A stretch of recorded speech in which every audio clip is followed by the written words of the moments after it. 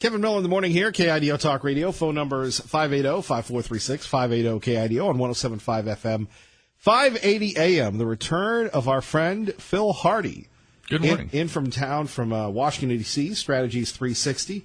We're always so proud of Phil for his work here in Idaho and now working in Washington, D.C. He'll offer us his political insights both on gem state issues and national issues, and get kind of fanboy giddish having Phil here. Phone numbers again, 580-KIDO, 580-5436. So, good to have you back. That was the longest intro in history there. Well, thank you for the critique. Good to have you back. I'm very happy to be here. Thanks, so, Kevin. Talk a little, if you could, share with us what it's like to be in Trump's Washington. By the way, we used to have you on like once a week, and then you went dark because of this contentious primary that I still can't stop talking about. So I'm going to pick your brain on that one too. But talk a little about, share with us what it's like to be in Washington, D.C. from Idaho. Well, right now it's awful because it's been raining every day for the past week, and it got 5 inches of rain the day I left to come back here, Kevin. That's like half of what we get in a year in Boise. Well, thank you, Larry Gebert. One more time, what's it like to work in Washington? It's a blast, Kevin. Every day is something different. You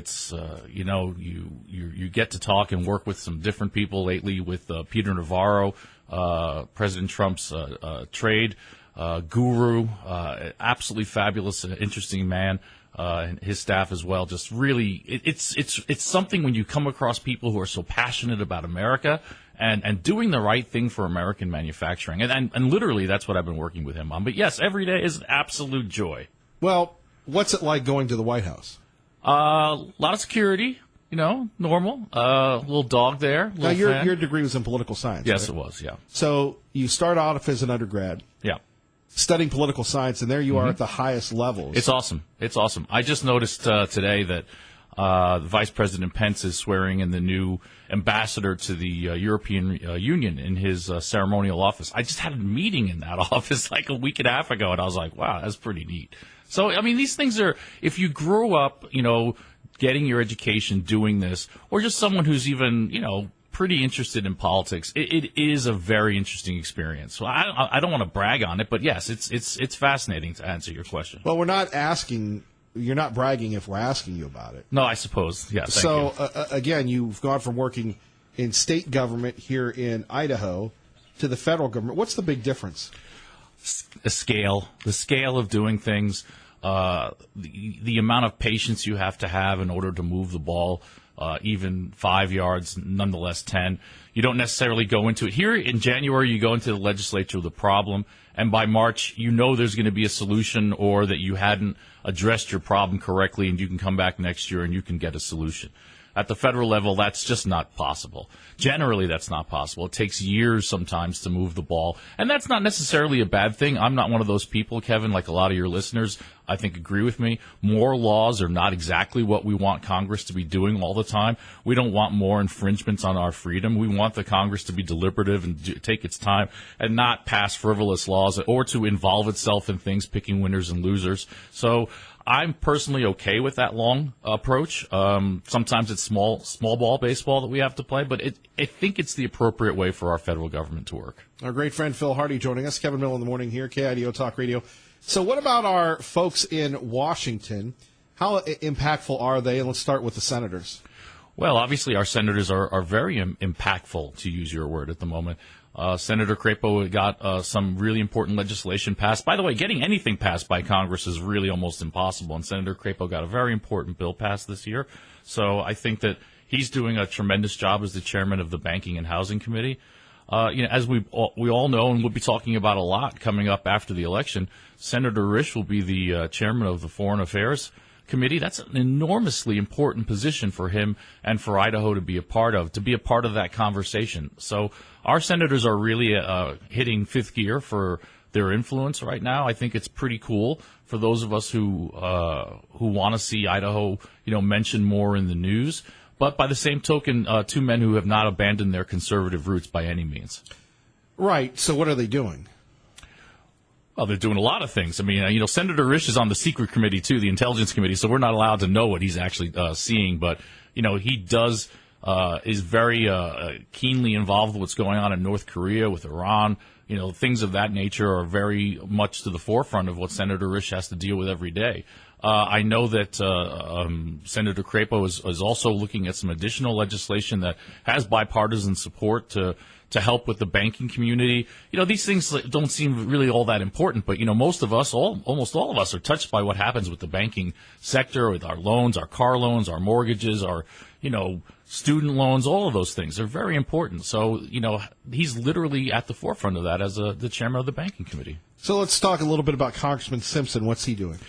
Well, Congressman Simpson is just, going through all his legislation. He's got his appropriation for the interior, and the water, which is his energy. Energy and water are his bailiwicks. That's his job, is to write the budget for how our government spends their money for the next coming year. He's shepherding that through Congress right now. So, of course, unfortunately, we haven't talked about this, and you might not talk about it. Maybe your listeners don't, but we're looking at another CR here. Continuing resolution. Yes. So, or potentially a government shutdown. We've only got 14 days left before we have to, put up or shut up to keep the government open. Well, they need to continue to work. We have a question from Liberal Steve. Oh, is he still going? Does Phil think? Why does Phil think Lab at your door lost the vote for governor? Wow, quote unquote. Wow. That's a really tough one. I think, there are a couple of mitigating factors. A three-way race is different than a two-way race. But, he was very heavily outspent, quite considerably outspent. And I think that probably had a very negative impact on his ability to campaign effectively. Congressman Labrador has never been a prolific fundraiser. And he didn't have money to reach into his back pocket to pull out and put into the campaign. Right, but he knew that going into the race. He did. And he took a chance, and it didn't pay off, that's for sure. And I think, to a certain extent, money, was a factor. And I think that probably he didn't have enough time to campaign the way he probably would have liked to, because being in Washington, D.C. most of the time limited his ability to campaign, especially in eastern Idaho, where he did not perform particularly well. But you take a look at the race itself, most people had him winning until the last 2 weeks. So as a political scientist, as someone who works at the highest levels, objectively, what do you think happened? What changed in the race? Well, I think that there was an enormous amount of negative advertising, and we know that. Yeah. And those negative ads the last 2 weeks were absolutely pummeling. And those are when people really start to focus on the election. So I think they probably did their most damage in eastern Idaho, where he lost quite considerably to both Lieutenant Governor Little and to Tommy Ahlquist.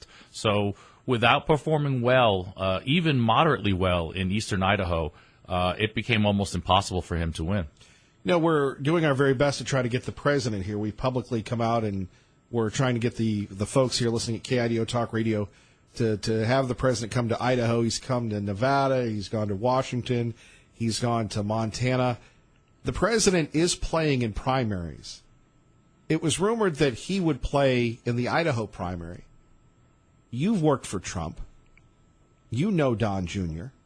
Why do you think the president stayed out of the Idaho gubernatorial primary? Well, actually, I know why. There were two particular reasons. One, he didn't feel that there was a negative alternative to Raul not winning. So he had no animus toward Lieutenant Governor Little or Tommy Ahlquist, and I don't think he necessarily thought Dr. Ahlquist was going to win. So for that reason, I don't think he felt he needed to play. But second, the fact remains that Congressman Labrador, even though he did support a lot of the president's agenda, did, when the president was still a candidate, make some negative comments. And even after he was president, a couple of negative tweets and comments. And, the president's staff goes through all of those, absolutely with a fine-tooth comb. And that didn't help him. And you say you know this for I sure, know, yeah. Based on your interaction. It's fascinating, though, that he has played in just about every primary. But this one, you would agree, the biggest, most expensive, in at least recent memory? Yeah. There's no two ways about it. He has been getting involved in a lot of primaries. But there wasn't a candidate in our race that was virulently anti-Trump at one time, a not a never Trumper, or someone that really... Well, everybody was pro-Trump if you believe the ads. truly, I mean, that wasn't, it was almost Orwellian, to be Right. honest with you. Right. But I don't think that they saw compelling reason, and the fact that, Congressman Labrador did make a couple of disparaging remarks, which were trivial in the context of how much he did support the Sure. president's agenda. It's fascinating, though, and many people had an issue. And by the way, if you'd like to talk to Phil, 580-5436, 580-KIDO, about Lieutenant Governor Brad Little's ad in the last 2 weeks of the campaign, using a clip in context, out of context, from Congressman Labrador. But if you remove yourself from it, acting emotionally, the clip worked. As a campaign strategist, you've got to have an answer to it. And I think, unfortunately, they didn't have enough time or resources to respond to that. That's very true. And in a lot of campaigns, you'd have already pre-manufactured, answers, ads to the things that you might get hit with. And they didn't have that. And I don't know if even if they had that, if they had the money to use that. Those messages were really harsh. I mean, they were tough. And they were hurtful, but politics is a blood sport, and you've got to be prepared for these sorts of things. Well, and one thing about the lieutenant governor's campaign, and again, taking no side, looking at it just as a political scientist, you had his ads, a lot of frequency, then you had the realtors, and then you had somebody else. So you're getting 3-1. Sure. And that was baked in, and sure. The congressman knew that was going to happen all along. But in the last couple of weeks before the election, Lieutenant Governor put in $800,000 of his own money, to see this thing over the top, and that was just not an option for Congressman Labrador. And you get into those dog days 2 or 3 weeks before the election, and if you don't have the frequency of the ads up there, you're going to get swamped. And I think that those messages probably resonated with people, who didn't really know Congressman Labrador very well, especially in the 2nd Congressional District. Well, then you have Mike Simpson looming over there. I don't think that Congressman Simpson did anything to negatively impact Congressman Labrador. I mean, he certainly didn't campaign for him. Right. But sometimes not doing anything. But he was on the Brad Little train. He was, and clearly. Right. That was a big get for... I've spoken with some people with some real strong roots in eastern Idaho. They, for example, a lot of them didn't even know that Congressman Labrador was Mormon. He really wasn't as well known a commodity that he probably thought he was to the people in eastern Idaho. Well, and that would be the limits. And again, this is like a political science class, but that's what happens when Phil Hardy joins us. You can join us at 580-5436, 580-KIDO, and would that be the difference between earned media and paid media? Sure. I think in both respects, he didn't have as many opportunities. He didn't go out as often as he could have. I mean, and he dropped out of some events in eastern Idaho that, people noticed. So I think that, there's many, and I think we discussed this over the course of the campaign. We were not going to be short of answers for why any particular candidate lost this race. We could have pointed to several factors that might have mitigated and caused the defeat of Brad Little or Raul Labrador or Tommy Ahlquist. There were abundant things you could look at while the campaign was going on saying, that doesn't look perfect. That doesn't look very good. But you just had to wait to see how it was going to pan out. What is more interesting to me is, and some people talk about this not as a sour grapes or anything, but in most other states they have a runoff. You have to get 50% plus one of the vote at some point. And in this particular, in Idaho, we don't have that. Well, tell that to the folks in the lieutenant governor's race. Well, look, it's just like people who say that the Electoral College, that Trump didn't get enough votes. You play the game by the rules that there are. Right. But going forward, there could be an argument for, winning your nomination with 39% of the vote isn't exactly the ringing endorsement. Well, I'm sure that, and that's what I want to get to next. I think Lieutenant Governor Little would probably think he could win that runoff. Well, that's what I want to get to next with Phil Hardy. Questions about politics, government, 580-5436. Kevin Miller, KIDO Talk Radio. Phil Hardy joining us, Kevin Miller in the morning, KIDO Talk Radio. So Brad Little wins the primary with a minority of the vote, right? Sure, yeah. How does he bring the party together? Because you have some hurt feelings with the Ahlquist camp, with the Labrador camp. Is there any danger of people sitting on their hands for the election and Paulette Jordan comes in and becomes the princess of the progressive movement in the reddest of the red states? No, I don't see that. And, I was talking with someone yesterday who had to remind me that Idaho used to have its primary in August. I am not a fan of having primaries in August. It's too close.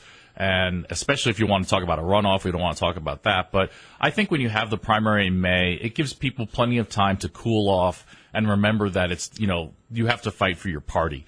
Representative Jordan's political beliefs are so far away from the mainstream of what Idahoans in general believe that I can't see anyone sitting on their hands and not wanting to go out there and to make sure that she does not perform well in this upcoming election. So I expect all Republicans will get behind Lieutenant Governor Little, who, by the way, is still a conservative man. He may not be as conservative as, Congressman Labrador and has a completely different view on how government should be organized and run. It doesn't mean that they're not, both inherently conservative men. So I do believe that the party will get back together. I think that there was some efforts definitely made toward doing that at the convention, and time will heal all those wounds. I believe at the convention, Congressman Labrador warned the lieutenant governor that he didn't get the majority of the vote, I believe, according to published reports. Yes. No, I don't think that was necessarily the best thing he could have said. Is that bringing the band back together? It was probably, he didn't reference Lieutenant Governor by name, but I don't think it was the best comment he could have made. But I don't think it's going to change the fact. People are going to vote for Republican.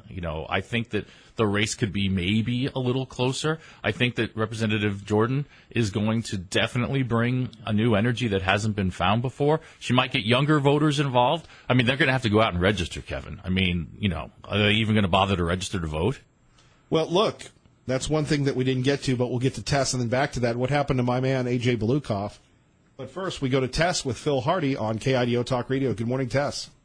Hi, good morning. Well, Mr. Hardy, I'm very interested in some of your thoughts concerning the issues that occurred here with the Idaho Secretary of State's office. One of them was them coming out and releasing a statement that Mr. Alquist was under investigation when, in fact, that he wasn't. I know that Phil Hart, who ran against Paul Shepard up north, and another candidate were taken out of the races, and actually they released statements again saying that even if these individuals won, that they would be pulled off the ballot, which in fact they were not. They were legitimate candidates. And I know that I think there's a lawsuit right now, but I would like to see the Secretary of State make it prohibitive for them to come out and make these types of statements. They certainly do sway elections. So what are your thoughts on this? I think those are interesting questions. I know that Secretary of State Denny, I think, has probably done a far better job than most people would have expected. I think a lot of people thought he would be very partisan, and he really hasn't been. I think that, to be completely honest, that in the past that there have been some questionable decisions about whether certain candidates were actually they were eligible to actually run for the seat that they were running for. I know in the case of Phil Hart versus Paul Shepard, I think that there might have been a legitimate question whether or not he was a registered elector, I think they call it at the time. But yeah, I agree with you in the sense that you can't really you have to be very careful about these statements that you make during the course of a campaign. We know what happened with Director Comey of the FBI. That man, I think, probably influenced our federal election more than any person in an election in history. So our elected officials or appointed officials need to be extremely careful about the comments they make. I don't think that there's any water in the charges against Dr. Alquist. I think they're going to fall by the wayside if they haven't already. Well, and I'd like to also ask you just real quickly, too, and then I'll drop off and listen off air, is that there have been a lot of issues regarding residency issues. I know Mr. Hart's isn't a residency. It's a registration, but Patty Ann Lodge, the legislator from down north, I know they elected a judge up north who apparently never even lived in the state. So there's a lot of oddities. Ryan Lawrence, District 7, posted he hasn't lived in the area in 5 years. That was on his resume on the Internet, but they still allowed him to run. So there's a lot of odd language here that's allowing them to do this. So how in the world do you resolve that issue? Look, I agree with you. I know that there was a time when Senator Vick in northern Idaho was actually registered in Montana and Idaho at the same time. You can't do that. I think that there's a common sense approach that says, hey, look, these are people who are running for office. They do have a piece of property. Does it have to be exactly 1 year or a little longer? Rules are rules. I mean, it's in the Constitution. I don't know how you really go about investigating these things and making a determination. But in the case of Phil Hart, it was, Secretary Denny kept him off the ballot. So in that respect, he must have had enough evidence to do that. I'm aware of the case you're referring to with Senator Patty Ann Lodge as well. I think that these things need to be addressed, and I think they are addressed. Are they well enough? I'm not sure, Well, Tess, thank you for the call. Traffic and weather together. Let's get you to work safely and on time. Jim Busey. More coming up with Phil Hardy next. Kevin Miller, KIDO Talk Radio. Good morning, Maggie.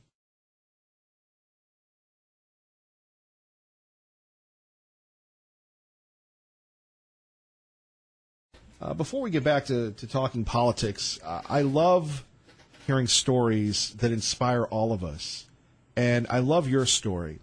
Early in your career, you've worked with a lot of musical folks, and you never talk about that. And remember, God rest his soul, our old friend Austin Hill, he would always, it was funny, it was fascinating because he was always fixated with your work in the 80s with the rock bands and such. And to go from that level of success to coming to Idaho from England, not really knowing anybody, and then working your way up, what factors caused you to move to Idaho? And did you ever think that you'd be working in the nation's capital? Those are really different questions. I mean, I always kind of thought I'd end up doing what I'm doing now. That was the plan. That's what I went to school for. I always hoped for that. But one of the main reasons, I know this sounds, actually, it's probably not crazy to anybody who lives here, is the weather, man. I mean, I wanted to get away from East Coast weather and British weather. It was raining, it was hot, it was sticky, the humidity, I can't stand it. So, Idaho's and it's a great place to bring up kids, good conservative state. That was just something that was really compelling to me. 4 seasons. I love it here, man. This is a great place to raise a family. If you like the outdoors, I don't think you can find a better place. And, at the risk of offending Tea Party Bob and talking about the weather's a pretty important thing about your life here. I know, but you're trivializing the idea it's not that trivializing. You came in not knowing anybody, and through sheer grit and determination, now you're working in Washington, D.C. I know you're yawning at that question, but I think it's important to people that may not know you. A lot of people have moved in. I go, look, this is a guy that came here, didn't know anybody, worked his butt off, and in Washington, D.C., I think that's a pretty good accomplishment. Well, okay, I appreciate that, and thanks for that. But, I'm one of those people that believes if you really, and I know it's corny, but if you set your mind to something, you can do it, and you've just got to really, don't be afraid to take a risk or to think that you're not good enough. You're good enough, just go out there and work hard, make the opportunity for yourself. I'm just a huge believer in that, and I encourage everyone to do that. Don't get down on yourself, ever. You can do it. Phil Hardy joining us here. Okay, back to politics. Oops. At KIDO Talk Radio. How do you see the midterms playing out? I think we're going to hold the House. I go back and forth, but I look at the polling just like anybody else. I think it's going to be close in the House. I think we might have, a margin of as small as 5, maybe as many as 10. That's kind of tight. But I'm really fascinated by this really hardcore left that's rising. This young Puerto Rican woman in Queens who's, won the primary against one of the, A socialist. Absolutely. The Democratic Socialists, they're going to drag their party to the left. This is a really interesting moment. In the Senate, I think we're going to pick up seats. I think the Republicans are going to pick up 3 to 5 seats. I honestly do. How do you think Montana's going to play? I think Tester's going down. Wow. That would be a huge upset and really set the tone in the Mountain West. He's a liberal. I mean, he's not even a conservative Democrat. He's a liberal Democrat, and I don't see how that really flies in the Mountain West. But he's days. a farmer. He's a legit farmer. Great. But he doesn't vote the right way on a lot of issues. Well, and part of your job is you travel throughout these western states, so it is unique, the makeup of, let's say, Montana compared to Idaho compared to a Utah. Yeah, Montana is definitely different, but it's been trending for over a decade more and more Republican. It used to be a 50-50 state, has a lot of that old, union. It's just a different mentality. As much as we say Idaho's different, Montana is genuinely different, but it's been trending more and more Republican. Phil, let's talk a little bit about another person you worked with, Russ Fulcher. Yeah, unfortunately for me, Russ is in D.C. I think at the moment I would have loved to have seen him this week. I'm just a huge admirer of Russ Fulcher. I always have been. He's a very solid man, a conservative man, a kind man, very respectful. I'm just as eager as the next guy to see what he brings to Congress and, what committees he's going to be on. And I'm just really pulling for his success. I think he's going to be a fantastic addition to our delegation. I think he's going to get along very well with Congressman Simpson as well as Senators Crapo and Risch. I think he's going to be a very positive voice for us in Idaho. I'm excited for him. And we're excited for Russ and his family and everyone else. We haven't mentioned, initially, but a person you're very close with, Congressman Labrador. What's next for him? That's a really interesting question. I have seen him since the election in D.C. He's still doing his job out there. He's obviously been very involved in some of these congressional hearings with Trey Gowdy, which were fabulous theater. I hope you watched those. They were really amazing. Peter Strzok, yeah. Yeah, it was amazing stuff. I think that he's probably going to do some television work to get started. I was actually talking to someone yesterday. I know Fox would be the preferred outlet to go to. But, he has that element that he could go to CNN and do, the CNN Espanol as well as the CNN regular and be the contrarian, which he enjoys so much, to be the hardcore conservative amongst all the libs. CNN is just awful. I'd love to see him on there and just beat up on some of these, just being Raul to own the libs. That's got to be a challenge because usually it's 5-on-1. I think that those are the odds he's always put himself up against his entire career. So why would he want something easier now? What about the political future of the congressman and the doctor? They gave everything they had. It'll be another 2 years. I believe Senator Risch will be up for re-elect. Chances are Senator Risch will continue to run for re-elect, and a formidable opponent internally and externally. I don't think there's a stronger person running in 2020 than Jim Risch. But the idea of this all happens 4 years from now. The thing that I'll always mention first is I think both those guys are 50 years old. I'm not even sure. Yeah. Are they both exactly 50? We're all 50. Oh, is that how that works? They're very young men. They have. I don't know if that 50 is considered young. If you look at the age of the president, if you look at the age of Joe Biden, of all of the people that are really running the country, they're all trending older. Right. So I think that those guys have another 25 years of politics ahead of them if they want it. So, if it's not in the next 4 years, it could be 8 years and they'll be 58 years old. It's still an extremely young age in politics. Right. Do you think there's a future for Dr. Ahlquist? If he wants there to be one, right. I do. Yeah. Well, and you've worked in the business community and the political community. It's a very different world. It takes a lot of sacrifice to do both, as you well know. But at KIDO Talk Radio, here's a guy that put a lot into it, didn't go through the motions, worked extremely hard, came in third. What's next for him if he decides? How will we know that he's going to remain politically active? Well, I think you'll see it in his public appearances and the speeches that he may make. I think that there's a reason you don't necessarily run for the highest office first. There's a lot of issues and opinions and, that you have to make, learn and then make opinions on.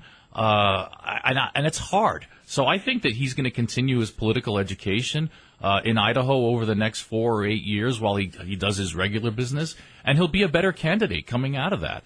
This is a tough state to run in. There's 3 different parts of this state. We all know that have completely different interests and what do you economic mean 3 different parts? The northern, look, northern. it's the Treasure Valley. It's where the population is. That's all that matters, right? Well, then elections would be completely different if that was the truth, and we know that's not. Northern Idaho is a completely different animal than Idaho Falls. You can't even remotely equate the two. Well, no. How is Northern Idaho different? Have you been there? No. Oh, well. I live in the Treasure Valley. You need to get up north, my friend. This is my jurisdiction. Yeah. I have no... Coeur d'Alene's nice in the summer. So is Meridian. Yes, I agree with you. No, northern Idaho is a very different place. The climate's different. The natural resource elements are libs different. Up there? Is that what you're saying? I don't think there are many libs up there anymore. Well, see, here my point is, the only place in the state that I would love to go to is and check out and do some shows from there is Eastern Idaho. That place fascinates me because of the culturally conservative constituency. You know what's really weird about Northern Idaho? They don't have any talk radio. Well, God bless them. Good luck to them. But back to the East. So am I right when I'm saying the East is very culturally conservative as opposed to, I guess, a little mix here? Yeah, no, it is that. I mean, it's what's much more in common with Utah, as most everyone realizes, than it does. You know, they look to Salt Lake more than they do to Boise because it's much closer. Sure. You know, so I think that is a very compelling aspect of Eastern Idaho that people, if you don't go there, you don't understand it. So it's a geographically diverse state with different interests, and I think Dr. Ahlquist is going to, hone that message. And he came in third. There's no other way to get that. He's got a bit of a base in Eastern Idaho that he might want to build on, and he's going to have to go up north, and talk to people and do the rural thing, that Brad Little and Butch Otter own. Well, and that might be. I still think the last 2 weeks and that last ad did a lot, plus the frequency. But that might be, as you've alluded to, the secret sauce of going small. Butch Otter won the primary and won the election by going small, going to all these communities. I can remember when Miss Lori said to me, Butch Otter's made a lot of friends. We'll find out how many friends he really has. And this was a couple days before the primary 4 years ago. And they've run incredibly hard, and they take nothing for granted. Before we get to pro-life here, your old friend pro-life, tell me what happened with A.J. Belukoff. Because is there a young millennial progressive vibe that I mistakenly dismissed? I said, look, he's got money, he's well known, and boom, it wasn't even close. Not even. With all due respect, I know quite a few Democrats. They are not interested or had no enthusiasm for A.J. Belukoff. Not now, not 4 years ago. It's just he's not an inspiring candidate for them. So when you put someone in front of Democrats who is inspiring, who doesn't try to play to the middle, who pretends that the donkey is not their symbol, you find someone who embraces that, and rides for the brand like Butch does on the other side, of course that's going to attract people. They want to think that they can make a difference. They want to think they can change, Idaho into what they want. They wanted to hear someone speaking to them, and she did. Absolutely did. Now, the problem is there's very few of those people. Right. And hopefully there'll be fewer. The changing dynamic of Idaho, we assume that after the 2020 census, we'll have another congressional district. It'll be very friendly, from what we understand. We think it'll be just, probably split down the middle right there in Meridian. I don't think we're going to get another seat. Really? We come close every time, and it just doesn't happen. You see all the new subdivisions around here? I do, but there's people moving to other states too, So, I think could go to Utah, it could go to, somewhere else. But if you want to talk about how they're going to redraw that boundary, that would be something else. More on that in a minute. It wouldn't be the Miller Show with Phil Hardy without his favorite caller, pro-life on KIDO Talk Radio. Yeah, it's nice to have Phil back. It is nice to have Phil back. Thank you. The Christian, moral, conservative people, we don't really have candidates that we can get elected, in a statewide race. And I think that it might be 20, 30, 40 years from now, but there will be another party. The Democrats are just going totally socialist, and the Republicans are playing in the middle. And the people like myself and others, we don't really have a party. I'm in the Constitution Party, by the way. But so I think that long range, there's going to be disaffection from the Republican Party by the people that really think about government. And I don't know what Phil thinks about that, if that's a possibility, but we've never had a real viable... Well, kind of like they have in New York State, the Conservative Party. Yeah, right. Well, I think that can happen in the West and the South. Well, let me address that with Phil coming up, pro-life. All right. All right, thank you. Will there be a third party? Phil Hardy will answer that question next. KIDO Talk Radio. KIDO Talk Radio. Kevin Miller, Phil Hardy joining us, talking politics. So, pro-life thinks that one day there'll be a conservative party breaking off from the Republican Party. But you had another idea concerning the future of the Democratic Party.